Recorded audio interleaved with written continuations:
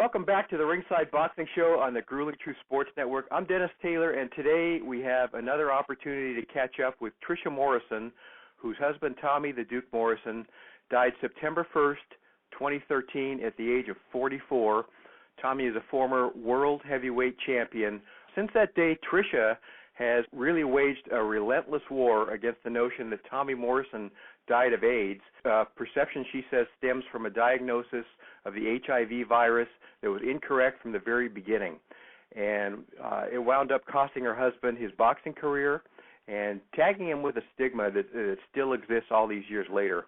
She spent a great deal of her time and money and energy in courtrooms since 2013, and on August 5th, she filed to reopen Tommy's case based on allegations that defense lawyers for Quest Diagnostics, the Nevada State Athletic Commission, Dr. Margaret Goodman from that commission, Mark Ratner from that commission, and John Hyatt, they lied to justices and judges during the previous hearings, and therefore they have committed fraud against the court, and that's the basis for reopening the case.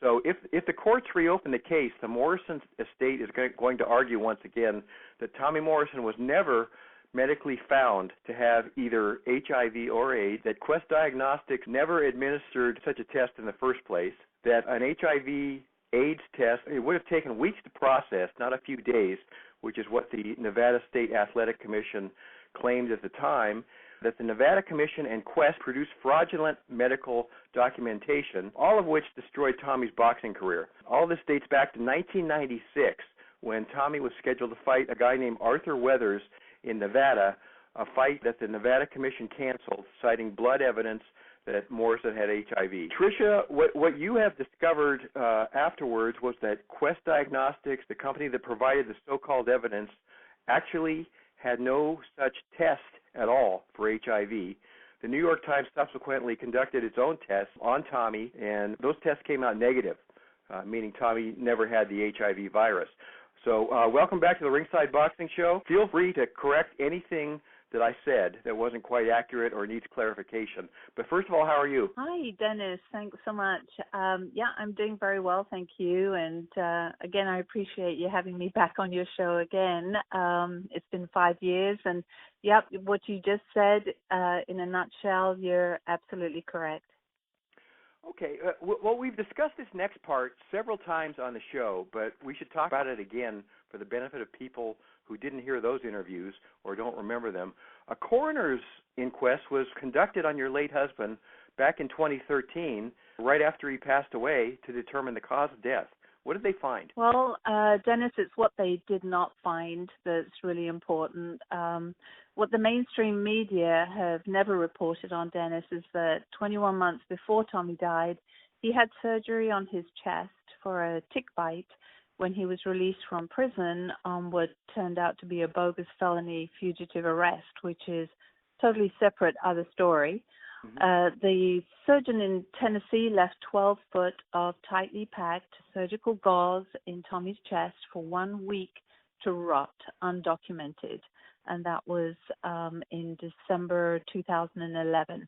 When it finally was discovered by the home health nurse, she slowly pulled it out, and then that night Tommy's leg gave way. He fell through a wall head on, fell on his neck, and landed on the ground. That was Tommy's downfall at the beginning of 21 months of hell, in and out of septic shock and wound care for his chest.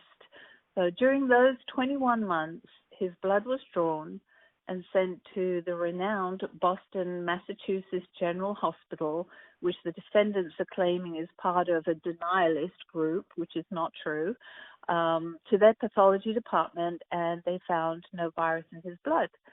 So Tommy began to improve, and his chest wound was beginning to heal slowly but surely.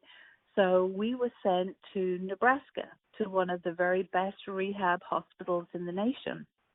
That's where they actually found out that during his fall, his voice box was half paralyzed. So over the next 14 months, I made the hospitals in Nebraska test Tommy for every possible AIDS disorder, now that he had been cleared of any retrovirus, which is actually the scientific term for HIV. And Nebraska found no AIDS, disorders, or diseases in Tommy. They didn't even have to treat him for any AIDS or HIV because they found nothing. He kept on coming back negative for all those tests. So what Nebraska did find was that he had autoimmune disorders such as Addison's and rheumatoid arthritis, and such autoimmune disorders have been scientifically known to cause reactions on the tests that Quest Diagnostics perform. Yet Quest never disclosed that. They never disclosed that at all throughout Tommy's life. During the Nebraska stay, Tommy was overdosed on iron, overdosed on potassium, had a bag of IV nutrition that was hung for 3 days without any electrolytes in it until they found out that they'd hung the wrong bag. It didn't belong to Tommy. Each one of those issues, Dennis, just caused Tommy to be in and out of ICU. He was on and off respirators 5 times, each time getting himself off. So he really fought it. Tommy continued to fight that septic shock and sepsis from the gauze that had poisoned his blood. And this is what the media are not telling people. He was given 2 medications that reacted with each other and started to cause seizures. The seizures became so bad that they had to put him on a medically induced coma, and within 24 hours he died. So when he died, they asked if I wanted an autopsy, and I said yes. I want a blood autopsy because you've done all the testing on every other part of his body for AIDS and nothing has come up. So I want you to find out for sure that he had no HIV virus, and that if he did, I want photo images of it. So they agreed, Dennis. They took Tommy's blood and they did a proper test order, which is called a test requisition, and it was written and the blood was examined by one of the best pathologists in the country, having over 30 years of experience in HIV, AIDS, and Ebola. In fact, he told me, Dennis, if anyone can find the virus in him, I can. So September 17th, 2013, over 2 weeks after Tommy had died, the call came to me. The infectious disease doctor said, and I'll never forget it, Mrs. Morrison, and I go, yes. This is Dr. Smith, and I go, hello, Dr. Smith. And he kept on stuttering. It came back negative. Mr. Morrison did not have the virus HIV. And so I went, I know. And I thanked him and asked him to send me the pathology report, the post-mortem report, and the photo images of Tommy's blood. So the post-mortem report, Dennis, results arrived September 24th, 2013. But by then, as you know, the media had gone wild, and rather than listen to the experts in the field of virology with scientific proof, they decided to use Tommy's mother's words instead, and that really caused confusion. The media also reiterated because Tommy was diagnosed with HIV in Vegas in 1996, he died of AIDS in 2013. This lawsuit has proven that Tommy was now never diagnosed with HIV in 96 in Vegas by defendants by their own admission. Dennis, in short, that's my answer. As you just alluded to, this HIV/AIDS story took on a life of its own from the very beginning. In part because Tommy originally took the Nevada Commission at its word way back in '96. People remember that Tommy Morrison himself held a very emotional press conference after that Arthur Weathers fight was canceled to announce that they had found HIV in his blood, and he was very upset at that press conference. Why did he give that press conference, and at what point did he start to second guess what he had been told? Right, yeah. And yes, I mean, everybody points that out, and they have pointed that out over the years. And if you actually listen to the words that he is actually saying in that press conference, he said that it's been confirmed that he's tested positive for the virus, right? Those were his exact words. All right, so yes, he was told in Vegas he was going to die by the time he got to his car in 1996, and that he had failed his HIV test and to basically get his house in order. In other words, prepare to die. His press conference script was very well written for him. Tommy did not write that. He said what was on there. He had just turned 27 years old. He had been given a death sentence in Vegas, and he was in complete shock. So Tommy never saw any results from Vegas in 1996, nor did he see or was given any results for any testing after he left Vegas and made that announcement. There are no results in court records for any testing done in Tulsa prior to that press conference. No explanation of the testing used, no test manufacturers' names, nothing. Also, what's strange, Dennis, is that in the court records that the commission provided in this lawsuit, it was actually Arthur Weathers that had provided a note from his physician and his manager stating that he, Arthur, was not going to be able to fight for the next 3 to 7 weeks anyway because of his sinus issues. So this fight should not have happened anyway, but the commission cleared Weathers and licensed him for the fight. And, you know, Tommy would say, how can I be told I am so sick when I feel so good? Right. But his career had been cut short. You know, he got in with the wrong crowd. Drugs became a part of his life to fill a void. And for a good 10 years, he hit a deep depression. He called them my darkest years and actually wrote his own book about those years. Yeah, and you know, we had Tommy himself on this show to talk about all this a few years ago. And what Tommy told us on both occasions was that he never felt any symptoms at all of right. HIV or AIDS. Never took the medicine that was prescribed. Felt fine throughout his life in terms of HIV or AIDS, right? Right. Yeah, that's right. You know, and people out there will still say, oh, yeah, he did take the medication, and, oh, you know, he was in denial of not taking that medication.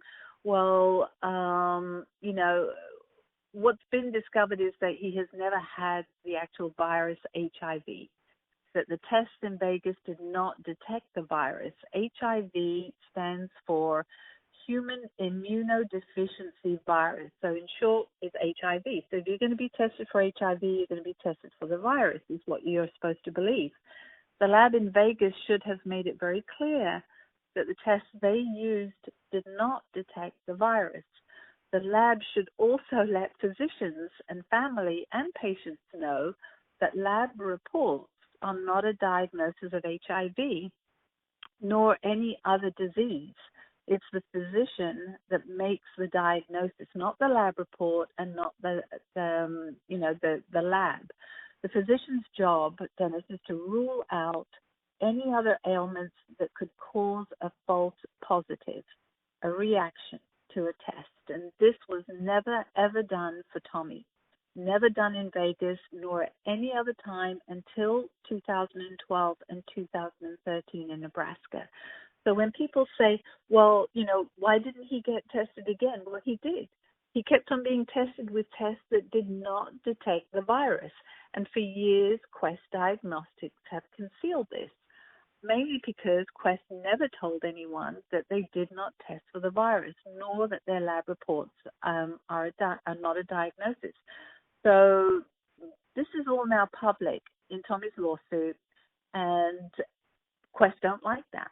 Every lab report they have filed in court records do not represent a diagnosis of HIV nor of a test for HIV, not even the ones that are flauntly put out there on ESPN in their little documentary there. None of those. They're not confirmation of HIV whatsoever. Interesting, too, Dennis, is how much the media have portrayed Tommy as having been in denial of what was called life-saving HIV drugs. Well, I don't know if you're on Facebook a lot, but over the past 6 months now, countless attorneys from all over the country are doing class action lawsuits against the very same HIV drug companies that Tommy said caused bad side effects and were toxic and were not life-saving. He said that in your interview. This was years and years ago. Tommy was right. He was ahead of his time, and people need to stop saying, if only he took his meds, because those meds are now under class action lawsuits. Why would you take meds for something you don't have and cannot be tested for, Dennis?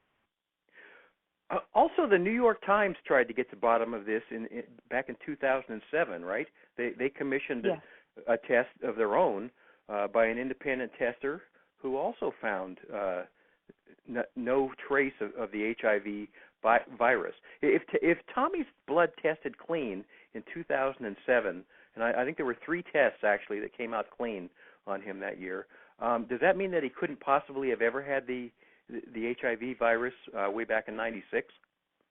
Yeah, correct. Because, as science dictates, as far as HIV goes, they're saying, well, you can't have the virus and get cured. Although, you're hearing now of people being cured, but, if you still ask the experts, that most likely in 1996 was never the virus. Okay, so these are arguments that you've made in court before. You've been in court almost relentlessly for 6 years. Why didn't they work? Well, the arguments did work, and they still stand. But the defense counsels, what they did was they painted a different picture to the judges than what really was the actual law and science in 1996. And this has now come to light, and the actual law and the science is now in front of the judges again, but also under a different picture. The judge has to apply the 1996 law that was in place and not the law that the defense counsels have been using all throughout this lawsuit.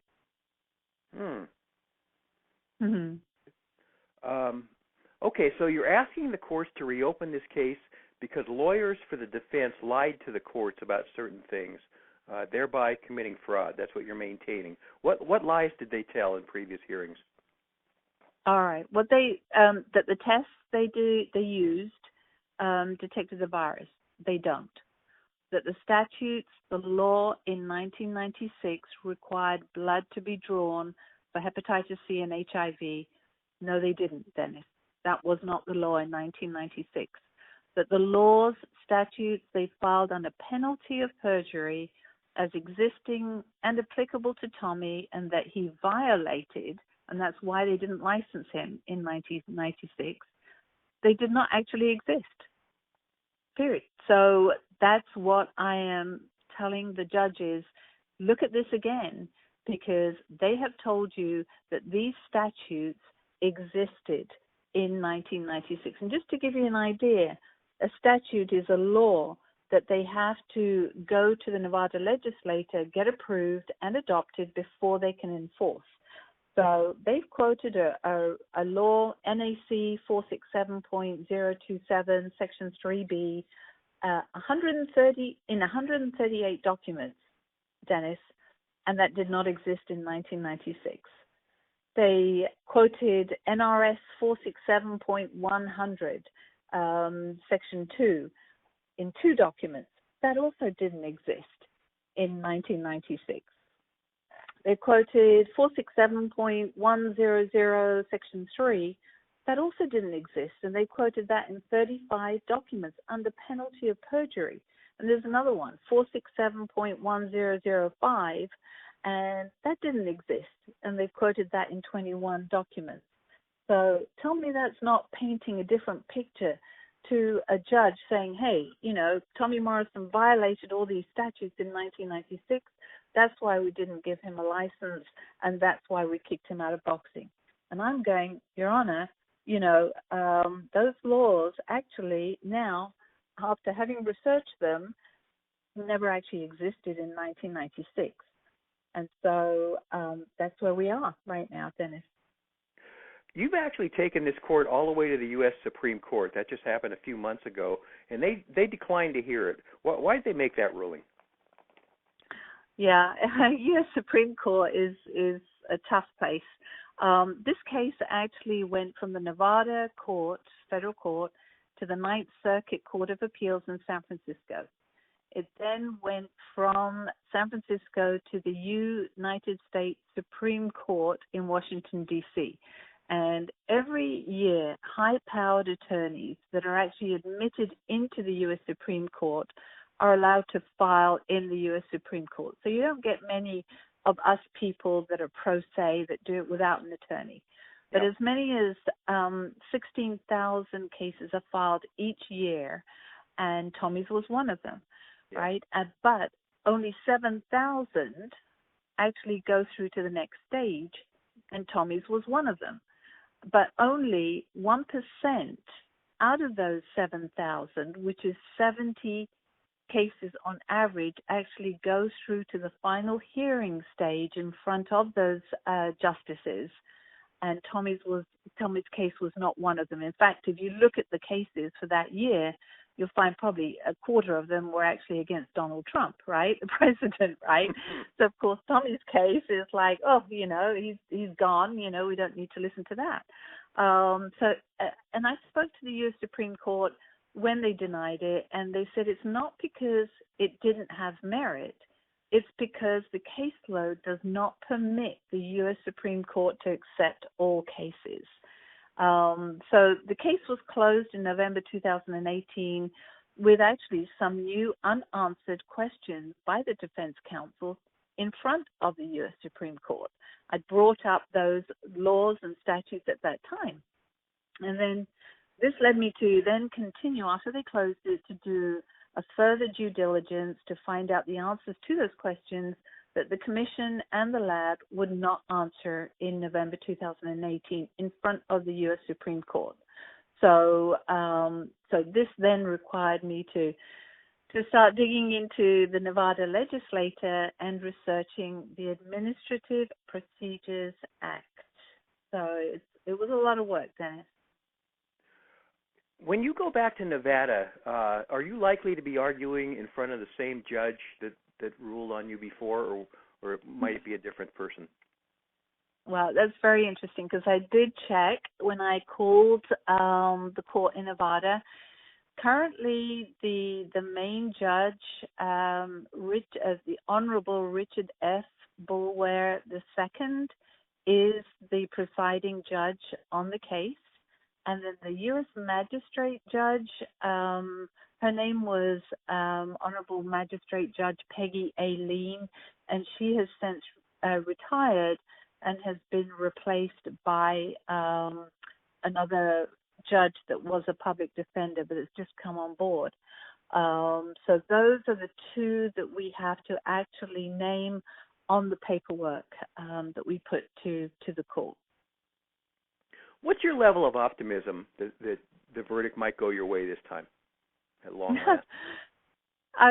I'm always optimistic. Dennis, if I'd given up years ago, I wouldn't have found out that Dr. Hyatt was not really a doctor, that, that was fraudulently put out there, and that the test didn't test for HIV, and the lab reports are not a diagnosis.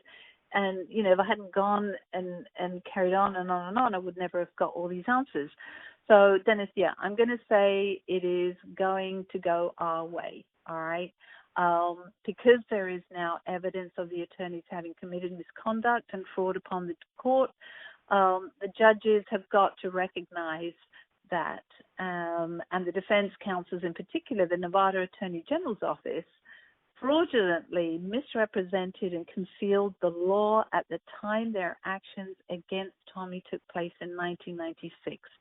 And, when you look at the Nevada Constitution, which I've also had to research, it does not allow for any laws to be imposed retroactively. So it means that you cannot quote a 2014 law in a 1996 case. But that's what they did. And that's what I discovered in 2019, in this year. Also, the Administrative Procedures Act, which they must follow, does not allow a rule to be enforced unless it has actually been adopted by the legislature. So basically the commission cannot make up stuff without approval.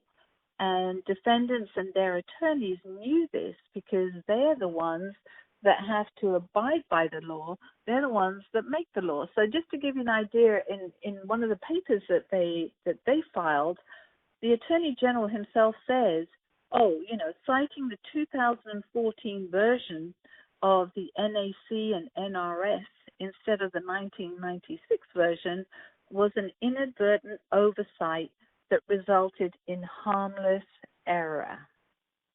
Okay, so this whole case now boils down to harmless error. Okay. Wow, what a phrase.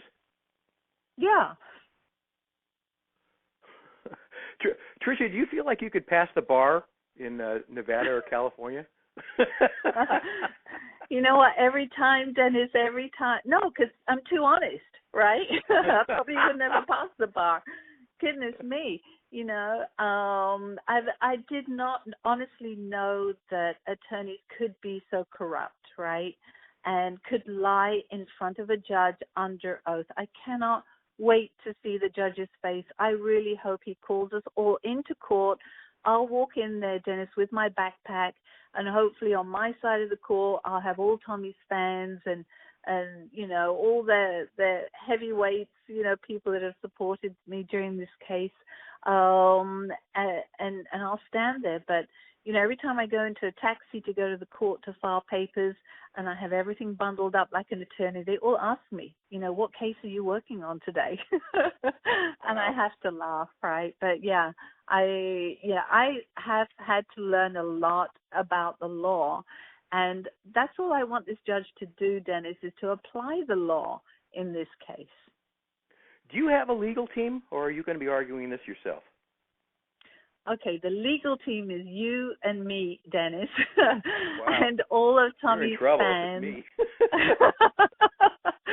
And all of Tommy's fans, and I mean fans from all over the world. You're going to get haters, right? But I tell you, we have a strong team of heavy hitters that really want to see justice for Tommy. So that is my legal team, okay? Wow. Okay, so if the estate of Tommy Morrison wins this lawsuit, what happens? What do you get? Well, when you file a case, you have to list what the damages and losses are, right? Mm-hmm. And the lawsuit is listed and valued Tommy's worth at what he lost and what he could have had, and it's listed for $110 million, Dennis. This is a serious lawsuit. Tommy had it all going for him. He had all these fight contracts in front of him. Everybody keeps mentioning, the Tyson Morrison fight, and then they all go, Tyson would have won anyway. Well, why keep mentioning it then if it's not that important, if he was going to win? Nobody knows what would have happened. So, Tommy had quite a bit lined up, multi-million, plus his acting career, plus everything else, memorabilia. There's a lot that, maybe he could have even had his own marijuana ranch, right, out there in Vegas next to Tyson. All Tommy ended up doing was getting jailed, for marijuana, and here you've got Tyson making money out of marijuana. Just does not seem right. But that's what it's worth. That's why the attorney generals are on this case. That's why a heavy honcho attorney for Quest Diagnostics is on this case, because it's worth millions and millions to them. And a lot of this, all of it's come out of your pocket so far, but the proceeds are going to his sons, right? If you win this case. Yeah, there's I have the help of Tommy, right? And he told me exactly where he would want money to go to. Being the administratrix of the estate for Tommy, I am responsible for where any award of monies go. right? So luckily I have Tommy's help with that because I know where Tommy would like any funds to go. This is what he was planning on doing with any comeback fight money. And quite honestly, this has been probably Tommy's biggest comeback fight ever.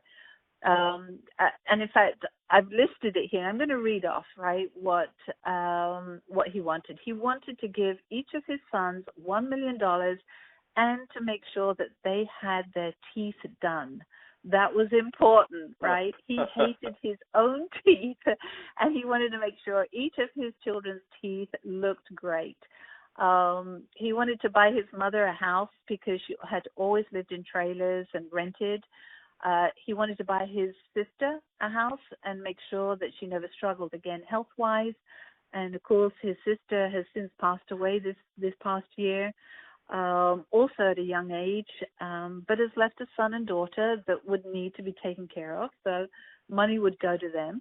He wanted to pay off his first wife's credit cards. He always said to me, do I have a problem with that? I said, absolutely not. He said, I just want to pay off all her credit cards. He said, I wanted to pay off Kenzie's mother's credit cards, make sure that she had a safe place to live, because he said she was a great mother to his son, which she has been, absolutely fantastic. He wanted to pay off his son Trey's mother's credit cards too. You know, he's very specific what he wanted to do with his money. He wanted to donate to Special Olympics, which he had done before. That was one of his favorite charities. He wanted to set up another TCB gym, and for kids and for people with special needs. That was really, really important for him. Another thing was he wanted to live in a house on an island so that people wouldn't just show up unannounced. He was always very upset about that, that they would have to make contact with him first before that they could come to his house. Obviously, that's not going to happen. He wanted to set up a lab, Dennis, so that anyone that thought that they had HIV could come and get tested for everything to rule out HIV, and they would get the testing for free. He wanted that so badly. He had two very special friends, Mike and Dale. They know who they are, and he always wanted to make sure that they were taken care of financially because they never asked for anything in return. And also to his friend in Jay, Oklahoma, that bailed him out of jail this last time, $5,000 right there goes to that guy. So, you know, I've said it before on your show and other interviews, I don't care to receive any of it whatsoever. I only care to have Tommy's reputation and his legacy clean and clear out there, and just to see justice done for him. So, yeah, I know exactly where he would want all that to go, and that's the list. Okay, so Trisha, what happens next? You're actually waiting right now to see if the courts determine whether defense lawyers made fraudulent statements during their previous hearings and whether those statements warrant reopening your case. Is that where it stands? Yes, that's correct. Yeah. All the any clue about the timetable? Yeah. No, all the appropriate documents have been filed by me. It's called a motion to reopen the case based upon fraud upon the court committed by the defense attorneys. I actually flew to Vegas and filed them at the courthouse on August 5th. You know, they're always very good to deal with at the courthouse. They know me. Security knows me. They always talk about the Tyson. Yeah, they always talk about the Tyson Morrison fight every time I go in and out of there, and the taxi drivers do too. The defense attorneys have then also filed their responses on August 19th. The Attorney General actually misfiled theirs and had to refile it again yesterday.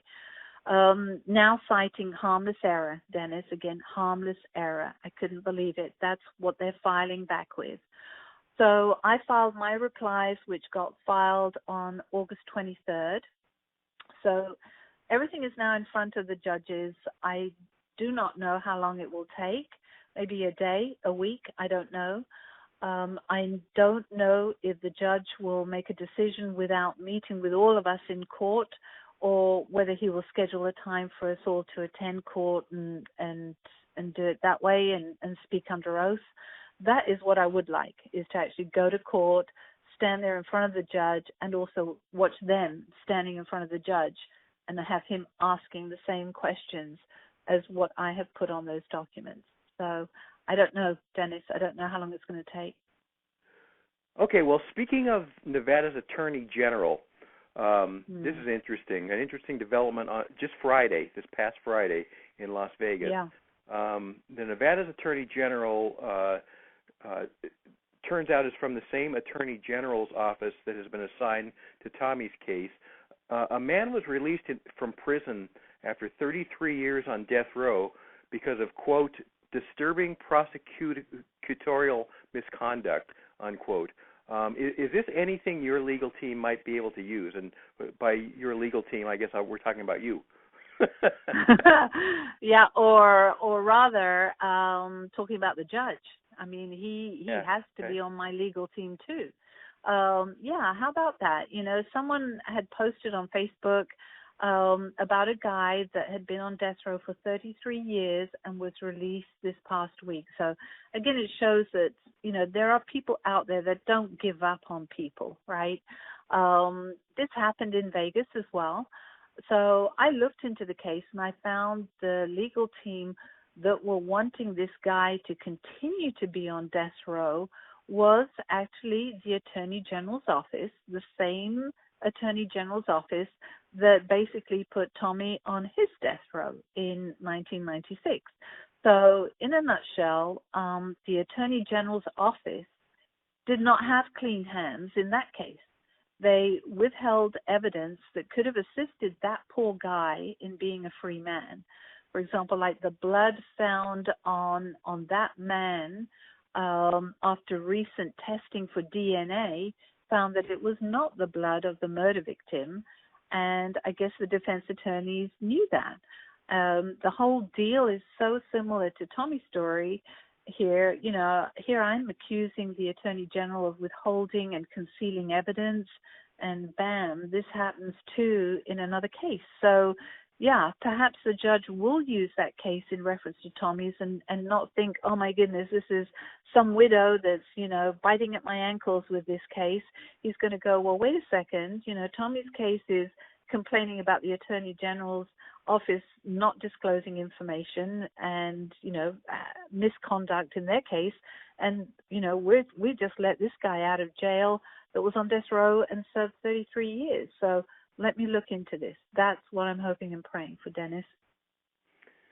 Okay, and we alluded to Mike Tyson a couple times in this interview. If Tommy had defeated Arthur Weathers in 1996, Mike Tyson would have been his next opponent, supposedly, right? Yeah, that's right. I mean, there is this multi-million-dollar contract between him and Don King, and there were a couple of fights before that, but definitely Tyson was on the schedule. Yeah. Yep. Yep. Okay. All right, Trisha. Always great talking to you. Best of luck with this. You've been a warrior for Tommy, and you know, I know you still communicate with him, don't you? Yeah, and you know, I communicate with him. There's always that 11/11 moment, right? And believe me, there's a whole bunch of fans out there that dream about him and come to him, and suddenly, I mean, Dennis, how suddenly could this idea of a rule that they said existed in 1996 suddenly, bam, I find out, and it comes to me to start investigating about that rule. There's no such things as coincidence, right? You know, there's a reason for everything, and let's find out. Let's see how we go with the next events over the next couple of weeks. Okay, great. And one more thing, you know, in the 2 or 3 times that we had Tommy on this show, what impressed me about him was he was dead honest about his life. I could ask him about anything, you know, the arrests and the drug issues and just everything, the HIV, and he always gave me a straight answer and an answer that I trusted. He's got 2 or 3 books on his website right now that are, you know, tells his whole story in his own words, right? People can still get. Yeah. Yeah, that's right. And people are still buying them, and it's kind of nice because after you see what the media write, and then you see what Tommy writes, you can actually hear it firsthand. So yeah, absolutely. Go on to Tommy's website. It's up and running. It's TommyTheDukeMorrison.com, and you can see the books there. The ones that he's already written that are out. There's another one that he wrote that I will be publishing. And then, of course, there'll be the last one that he started, which will end all this and hopefully get the truth out there. Well, the truth is out there already. It's just that the media are not portraying it. Okay, Trisha, always good talking to you. Best of luck. All right, Dennis. We'll be back again, okay? Okay. Thank you so much. We'll talk about it again. Okay, thanks, Trisha. All Bye-bye. right. Hey, do you like this podcast? Do us a solid. Tell other boxing fans about us. Post the Ringside Boxing Show on your social media and help us grow. Also, if you haven't yet discovered the best website in the world for daily boxing news, you got something to do right this minute, something to add to your bucket list. We update ringsideboxingshow.com 365 days a year with the biggest headlines and most intriguing stories from all over the globe. This should be your first stop every morning and might be the only boxing site that you need to visit all day. So check it out right now, and you will be amazed, guaranteed. ringsideboxingshow.com. We want to thank our expert analysts, Travis Hartman, Rizwan Zahid, and John J. Responsi for their weekly contributions to this show, as well as our outstanding British correspondent, Paul McLaughlin. And, of course, another huge thanks to today's featured guest, Trisha Morrison, who is the widow of Tommy the Duke Morrison, former heavyweight champion of the world. As always, we thank you, Ringside Nation, for being a part of our worldwide audience again today. Keep your chin tucked, and we will talk to you again next week on the Ringside Boxing Show.